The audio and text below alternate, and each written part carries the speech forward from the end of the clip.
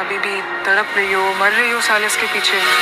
तुम्हें यकीन दिलाना चाहता हूँ कि मैं आज भी तुम्हें बहुत चाहता हूँ। वफा को अपने फैसले खुद करने दो। ये उसकी शादी उसके रिश्ते की बका का मामला है। ये अंगूठी का रिश्ता मेरे लिए किसी भारी बोझ की मानंद। तुम्हारी मौजूदगी में अब तक महसूस कर रहा हूँ। मेरी पेशानी पे रखे तुम्हारे हाथ की तासीर से मिली ठंडक अब तक मेरे वजूद में महसूस हो रही है।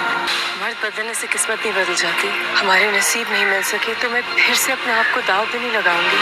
तुमने हिम्मत करके मुझे यहाँ बुला लिया ना, तो मैं भी जान से गुजर जाऊंगी। सालिस, वफा जब अपने कमरे में अपनी चीजें लेने के लिए आएगी तो वहाँ पर सालिस को सोता हुआ देखकर उसके माथे पर हाथ रखे बिना नहीं रह पाएगी। इस बात का एहसास सालिस को फौरन हो जाएगा। सालिस जैसे ही आंखें खोलेगा तो वफा कमरे में नजर नहीं आएगी। वो फोन करके उससे बताएगा कि उसकी मौजूदगी का एहसास, उसका कमरे में होने का एहसास, उसके माथे पे हाथ रखने के एहसास को उसने किस कदर महसूस किया। वफा को वो अपनी मोहब्बत का यकीन दिलाते हुए बोलेगा कि वो जल्द से जल्द वापस आ जाए, वो उसके बगैर नहीं रह सकता। दूसरी तरफ तहजीब ये बात समझा रही होगी कि वफा और सालिस को अपने रिश्ते का फैसला खुद करने दिया जाए और यही इनके लिए बेहतर होगा, क्योंकि अगर वो इनके फैसले में पड़े तो मामला खराब भी हो सकते हैं। यहाँ पर शिफा है जो अपनी चारें चल रही है और वफा को इस बात का एहसास दिला रही है कि सालिस आज भी उससे मोहब्बत करते हैं और जो कुछ भी हुआ वो इसलिए हुआ क्योंकि शिफा ने सालिस को ठुकरा दिया था, और अगर वो आज भी सालिस को बुलाएगी तो सालिस सब कुछ छोड़ छाड़ के दौड़ता हुआ उसके पास आ जाएगा।